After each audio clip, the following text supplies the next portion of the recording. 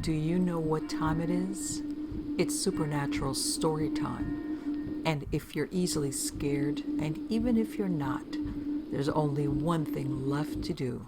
Just turn off the lights, because these are stories that you listen to only in the dark. Ancient evil. Whenever one finds themselves to be a stranger in a strange land, there are bound to be clashes with what they know and the reality of this new foreign realm. Yet in addition to culture shock and a deluge of new customs and tradition, there's also often a collision against the more paranormal aspects of this new place. And according to some reports, this is not only an encounter with strange magical beliefs, but with the actual paranormal entities beyond one's own culture, understanding, or experience.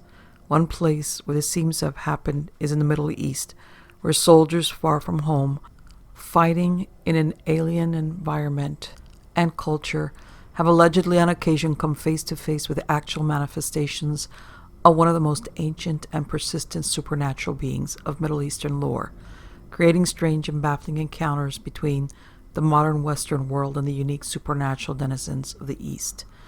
There are few entities in the Muslim world that are as entrenched within the lore and consciousness of the populace as the mysterious Djinn, also sometimes spelled Djinn, which means to hide or hidden. These entities are described by the Quran as being formed by Allah of scorching wind and smokeless fire, whereas the angels were formed of light and mankind of clay. In the wake of their creation, the Jinn were punished after being caught eavesdropping on the angels, or banished to earth, where they are said to inhabit an invisible parallel realm to our own.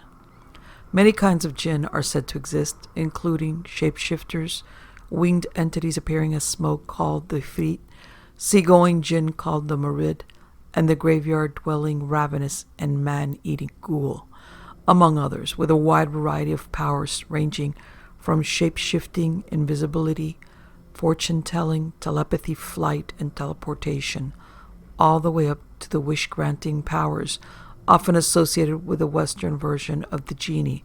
Although Middle Eastern lore, these wishes are typically only granted by the most powerful Jinn, with either a great amount of flattery or more violent methods, such as winning a battle or imprisonment by using a special vessel equipped with a magical precious stones, runes, or through harnessing their powers with specialized rituals. Black magicians are said to utilize the power of the Jinn through rituals that typically require them to perform blasphemous acts on the Quran, such as urinating on it, or wearing a copy on each foot in a restroom, or engaging in other impure acts to gain their favor. The appearance of Jinn can also fluctuate wildly, with some appearing as beastly, monstrous, or demonic entities, while others appear as more or less human, often female, but not always.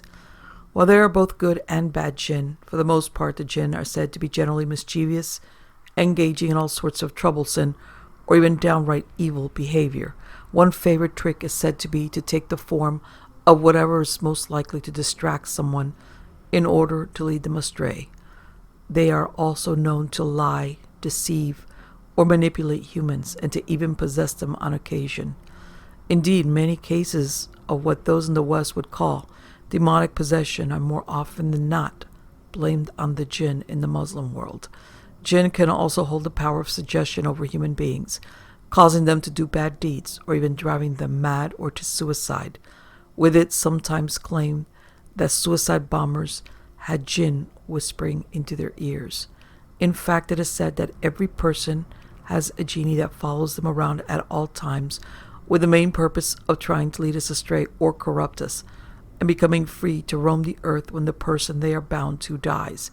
Even the lucky few who are granted wishes by these entities are warned to be very careful with the wording of their wishes, as the Jinn takes great satisfaction and pleasure in interpreting these wishes extremely literally, or warping them in such a way that the end result is not what the person wanted at all.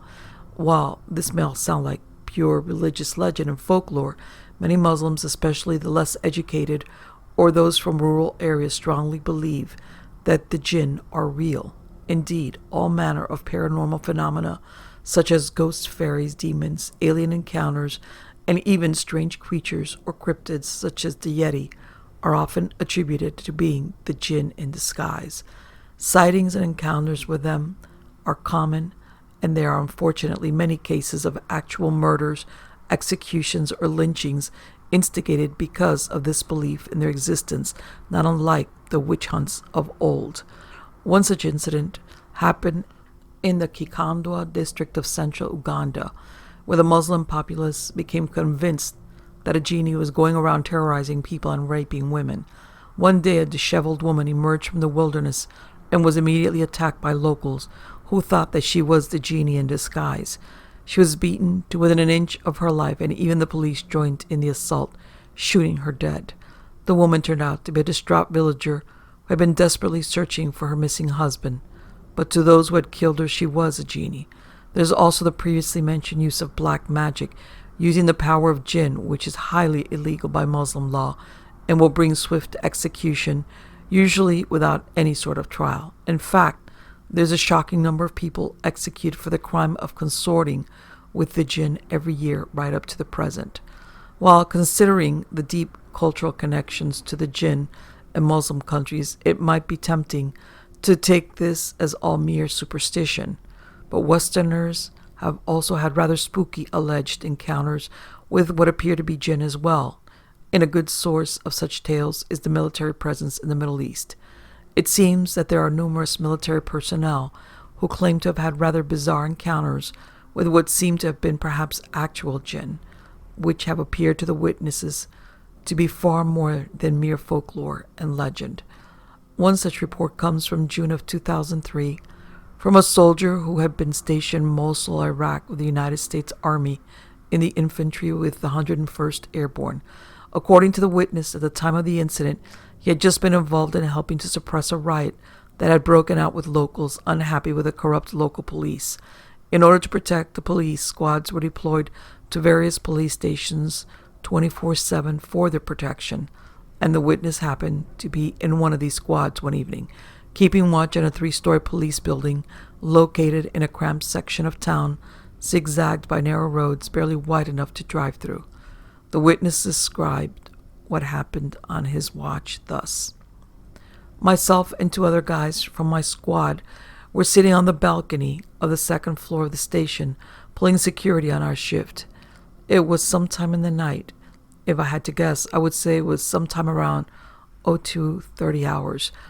While on guard, we would use the lights on our rifles to illuminate any car that drove by so we could see if there were any sort of weapons in the vehicle and stuff like that. We heard a car driving toward us from one of the side roads on the mosque, so we got ready with our lights to illuminate the car when it came into view. Once we saw the car, we shined our lights onto the vehicle, directing the light toward the driver. The driver had a typical reaction to the surefire light, which is blindingly intense, by squinting his eyes and attempting to look away from the light. The passenger had a much different reaction. His eyes seemed to glow with intensity by the light. He stared right back at the light, almost looking through it and at us. It was very eerie. At the same time, the best we could describe were that his eyes were that of a cat in the dark, with a flashlight shined in its face. I have never heard of a person's eyes being able to reflect light like that before, or anything you could purchase to do such things, especially in a 2nd or 3rd world country. Another possible report dealing with Djinn was relayed by a U.S. soldier deployed to a place called FOB Endurance in Iraq, which was more or less composed of just some simple tents and airplane hangars that had been taken over from Iraqi forces.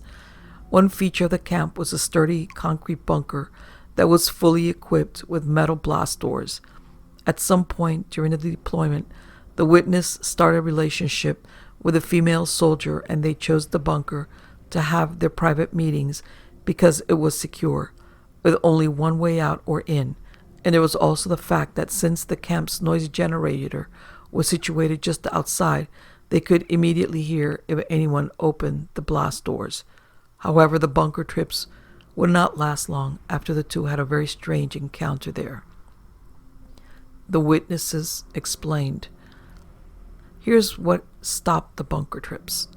Well, about the second night on, Sarah would wake me in the middle of the night telling me she was hearing something inside the bunker with us. At first, I attributed the noise she was hearing to hedgehogs, as that port of Iraq is lousy with them. I shrugged it off until I heard a noise. There was no doubt. They were footsteps. The night before the last night we stayed down there, I awoke to whispering coming from the corner, which was followed by footsteps that approached my side of the bed. I woke Sarah and reluctantly turned my flashlight on, fearing what came next, but there was nothing. Nobody, no footprints, and worst of all, the blast doors was closed just like we left it. The last night started with Sarah warning whatever was down there that we were not in the mood to be messed with and that we just needed to sleep. We both fell asleep as we reassured the other we were just hearing things. Again that night, Sarah woke me, and we sat there in total darkness, listening to whispers coming from the corner. 2 different voices, followed by footsteps approaching our bed, and then our bed violently shook for just a couple of seconds, and then a tremendous sound, as if a metal plate had just been dropped next to the bed. In our panic, it took me a good 45 seconds to locate the flashlight. But once on, there again was nothing with us. No footprints, no evidence of what made the loud crashing sound. That was our last night in that bunker. Was this the work of Djinn, ghosts, or just overactive imaginations? It is hard to say. In 2005, there was also a report of a soldier at FOB Warhorse in Iraq. The weird account follows thus. We had a generator Connex converted into an office. I was inside the Connex doing my water testing, and I heard the sound of someone walking on the rocks outside the Connex. I figured that maybe it was security coming by to check on things. I went outside and there was no one there, and the sound stopped. The moon was bright that night, and there was light shining on the rocks from it. I saw shadows of what looked to be spiked crescent zipping past my feet. I looked up and there was nothing flying around. These things were zipping real fast. Later, I drove back to my LSA to get something. While I was backing up to park, someone started banging on the truck. I stopped immediately thinking that I had hit someone. I got out and looked. No one there. This was about 4 a.m. I went to the bag farm to take more samples and do a general check for water leaks. Between the last outermost bag and the HESCOs, there appeared a small light dancing around. I walked over to that area and it stopped. When the new reverse osmosis water purification unit site was completed, it was custom to get there before breakfast to start the generator, get the AC or heater working in the lab or office, and set out a clipboard at the distribution point before walking across the road to the DFAC for breakfast. As I left the office to go, I walked past the Roku Connexes, and I saw a man in a white t-shirt sitting on his heels, leaned up against the Connex. I started to go that way to see who it was and what he needed, but when I looked away and back again, he was gone, nowhere in sight. And yet another possible encounter with a Djinn, an ex-army security guard working in Karachi, Pakistan in 2005, also had quite the bizarre story to tell. He had been hired by some affluent families to guard a street in a more upscale district of the city, and one night something decidedly terrifying happened to him that neither he nor the families he worked for could explain, according to one member of one of the families that had hired the guard. Sometime past midnight, he was sitting in his chair when we were woken up by his screaming as he jumped over the gates of one house and entered in shock. Mind you, that this was a man armed with a repeater, a weapon with 12 rounds, automatic pumping action, something similar to Arnold's weapon in Terminator 2, while riding his bike. Upon inquiring, he kept on repeating the same story for 1 hour. He said that in an empty area between 2 houses, he first saw a rabbit hopping right opposite to where he was seated. In an instant, the rabbit sort of transformed into a cat while moving towards him. As this was happening, he tried to dispel this event as an illusion. However, he was soon terribly shaken as the cat had now started taking the shape of a woman. He clearly described the transformation. And at the point where he saw the half-woman entity, he got so scared that he started screaming, and his legs, which were jammed, were able to find the strength to jump into action over the 6-foot gate into our neighbor's house. As far as I remember, he left his gun outside, and we had to gather it later. Our neighborhood remained in a state of shock and fear for quite some time after this event. The guard had been with us for nearly a year, and after this he was never the same guy again. Soon after, he swapped his duty roster with another guard. One retired remote viewer from the U.S. military named David Morehouse wrote of his own experience in his book, Psychic Warrior. According to Morehouse, he was stationed in Jordan at a desolate valley called Baten el-Ghul in order to take part in training exercises with Jordanian troops. The location is already spooky enough as it is, with the valley long said to be prowled by demons and ghosts, and even the name Baten el-Ghul itself having the sinister meaning of belly of the beast. Jordanian soldiers have often told of seeing demons stalking about in the wasteland or even attacking people. The whole valley was said to be a cursed place. But things would get strange for Morehouse when he sustained a head injury when he was accidentally shot in the helmet during a training exercise. Morehouse would go on to claim that the injury had left him with the ability to see the Djinn, which he would report thus. Sometime in the night, my eyes opened to a surreal light outside the tent. It was like the light of an eclipsed sun and wasn't coming from any stove. It filled the night sky. The entire Baton and Ghul and the hills beyond were bathed in the strange bluish-gray light. I walked to the edge of the bluff and stared into the valley. Dark figures moved effortlessly across its floor like apparitions. They poured from the rocks in various heaps and shapes and moved about the clusters of tents. I could hear muffled cries from the Jordanian encampment, and momentarily I thought we were being overrun by thieves or Israelis. Panicked, I turned to run for help. Colliding with one of the figures, I reflectively closed my eyes. Except I didn't collide. I walked right through it. Turning around, I watched the figure disappear over the edge of the bluff. Another report of possibly an encounter with Djinn was described thus. I was in Kabul, Afghanistan on my 4th tour in the Middle East. At the time, I was a platoon sergeant of a PSD unit. That day, there was intel that insurgents were looking to target our vehicles on our normal routes. There was only so many different roads to get to NK, and it was hard to change up the pattern. So I decided to try a completely new route that we hadn't driven before. I scouted out using a map and satellite imagery. The road looked like it was paved and good, so we headed out. As we started down the new road, we saw it was dirt and not paved. We got stuck in mud right as this tall wall started. Later, I found out that the old British cemetery was on the other side. I got out of the vehicle and I was knee-deep in mud that was not from dirt, but human waste and trash. It took over an hour to extract from the mud. Worst part was I had to toss out my favorite pair of boots. Now, I would toss that up to bad luck and coincidence, but around the same time I was having some strange stuff going on. I had a room that I could lock and no one else could get into, and I would put something like vehicle keys or other important items on my bed and leave and lock my room, only to come back and they would be missing. I would start searching everywhere for the item and could not find it. I would leave again, and when I came back, they would be in the exact spot I originally left them, and this happened on several occasions. Later on, I was reading a couple of books on Djinn, Legends of the Fire Spirits, and another one I can't remember the name, and my experiences lined right up with their modus operandi.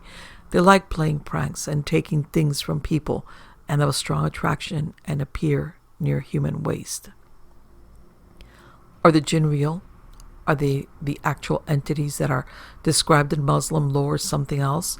Whatever the answers may be, these mysterious beings remain firmly entrenched within the cultures and traditions of these countries and are very real to many of those who live there. It seems very curious that if these are merely constructs of superstition and religious beliefs, that they should be seen by foreigners who do not share the history steeped in such myths. What is going on here? Whether the Djinn are real or not, Such cases present a curious clash between East and West, and a bizarre peek into what happens when we confront the powerful paranormal beliefs and mores of faraway lands. Indeed, perhaps when we come face to face with things beyond both our culture and our understanding. It followed me home. I'm talking about the first war with Iraq under H.W. Bush in 1990, just to be clear. I was stationed at a U.S. base in Riyadh, Saudi Arabia. Saddam threw his Scud missiles at us, but he was such a bad shot they landed in the middle of nowhere. Fortunately for everyone, unfortunately for me. The middle of nowhere in Arabia is called the Empty Quarter. It is the vastest contiguous desert in the world. It is the size of Texas. Humans don't live there, but something else does. I was assigned to recover what the Scuds carried. My job was to find the Scud, identify the payload, and collect any remnants of that payload. You see, Saddam had all kinds of poison gas, and we knew from what he did to the Kurds that he wasn't afraid of using them. WMDs are no joke, so if the Scud doesn't explode and a missile full of mustard gas is sitting in the desert, it could find its way into a dirty bomb under New York. My job was to make sure that never happened. Finding the Scud wasn't easy. Radar and satellite only tracked it to a general location within the Empty Quarter. I drove with my team into the desert, to the last human settlement before the world turns into an endless waste. This was the patch of sand the Bedouins of the Al-Mara tribe call home. They lived mostly as they had for millennia, in a cluster of sheepskin tents, aided only by their camels. In a 20th century twist, they all had AK-47s, and they greeted us by pointing those AKs in our faces. These tribesmen looked like they came out of a Bible story, dressed in simple cloaks with white turbans wrapped around their heads.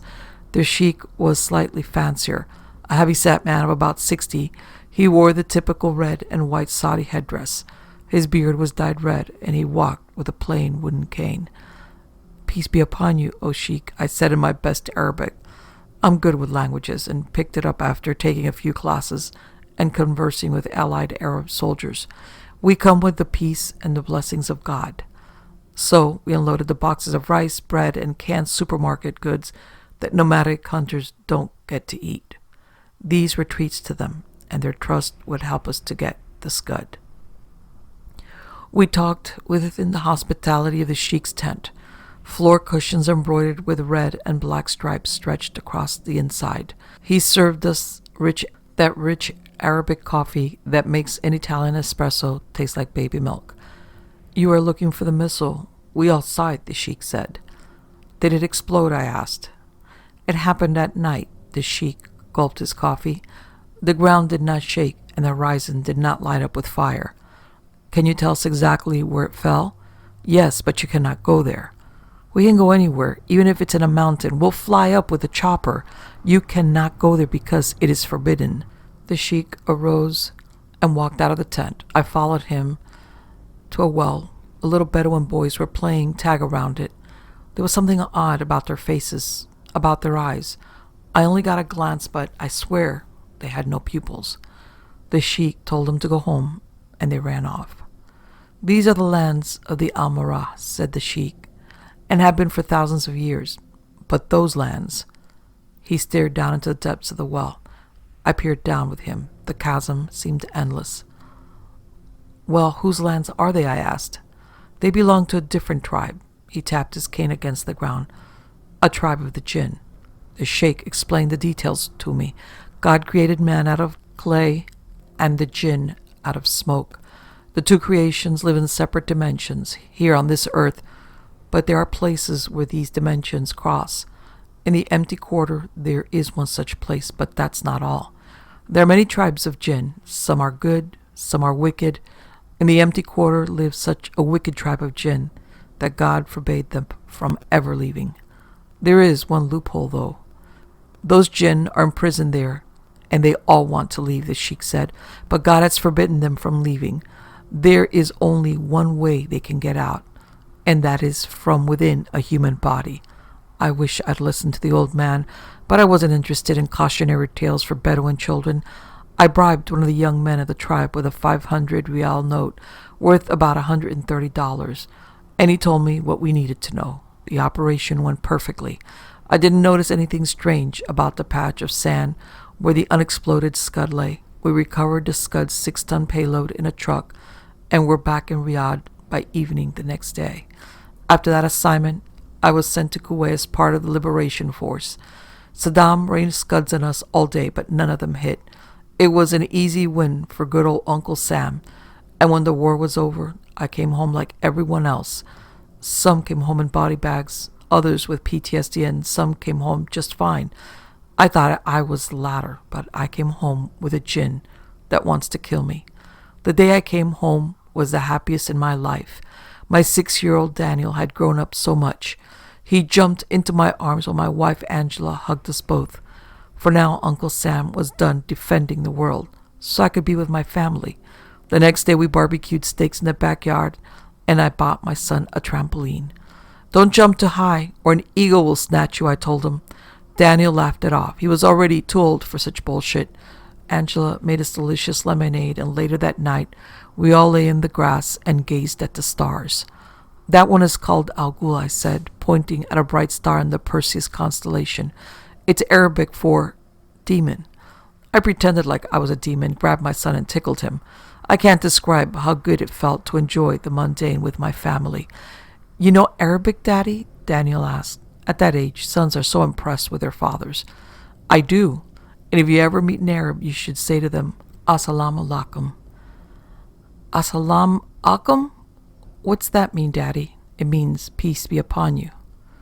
But my peace was about to evaporate, like a glass of water under the scorching desert sun, because the next morning I saw the Djinn. In fact, I see it every morning.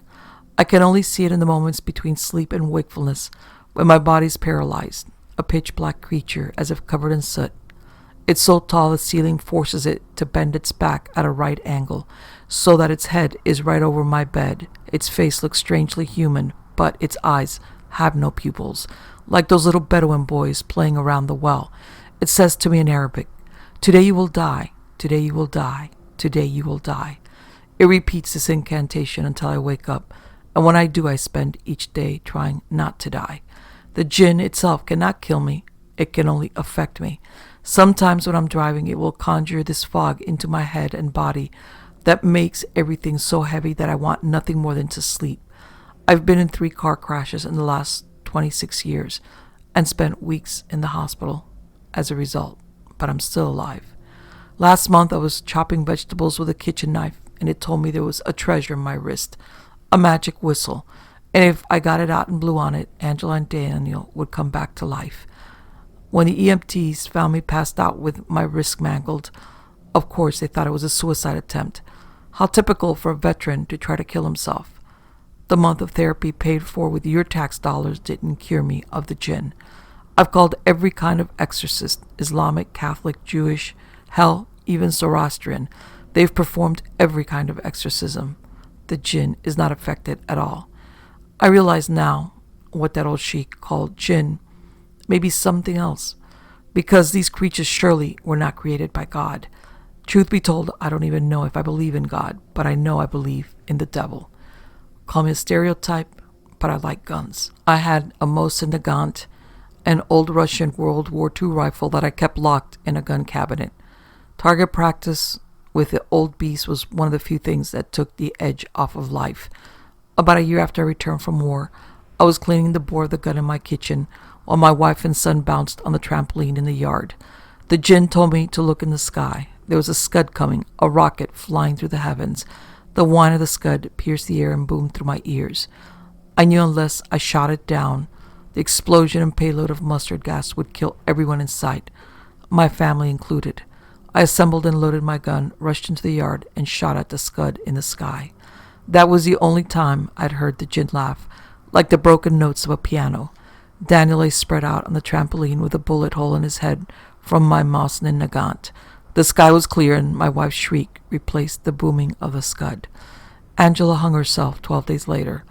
I would have done the same, but I don't want to die. The court declared me insane, and I spent 24 years in a loony bin, where getting killed or killing yourself was as impossible as it gets. The Djinn did not like that, but it was its fault. After all this time, I think I finally know how to get rid of it. No, I'm not going to kill myself. Despite all that's happened, I want to live. I realize now that the Djinn wants me dead because it is literally stuck inside me, the same way it was stuck in the empty quarter. When it went inside me 27 years ago, it traded one prison for another. But if I die, then it's free to roam the world and maybe find someone else to torment. That's all it wants, so that's what I'll get of it. I'm going to go into cardiac arrest to stop my heart. But a few minutes before I do that, I'll call 911 so that the EMTs can arrive in time to revive me. That way the Djinn will be able to escape the prison that is my life, and I'll come back from the dead. I might suffer some brain damage, but if I time it right, it will be minimal. I saw this on a show called House once. The main character sticks a knife in a socket to electrocute himself and stop his heart, so he can find out if there is an afterlife. But because he's in a hospital, he's revived after a few minutes. So here I go dialing 911. I can already hear the ambulance sirens, and I can see the Djinn, its body at a right angle and its head twisted on its long neck. It's smiling at me with the whitest eyes. Now it's laughing its broken piano laugh, like the day when it made me kill my son, and I realize, what if this is a trick? What if this is how it kills me? There's no going back. I'm leaving this note here. So just in case I don't return, you all know my story. Maybe in those moments between life and death, I'll see Angela and Daniel, and they'll hug me like the day I came home from the war, because the truth is, I never came home. But maybe I can now, so here I go. Wish me luck, and peace be upon you all.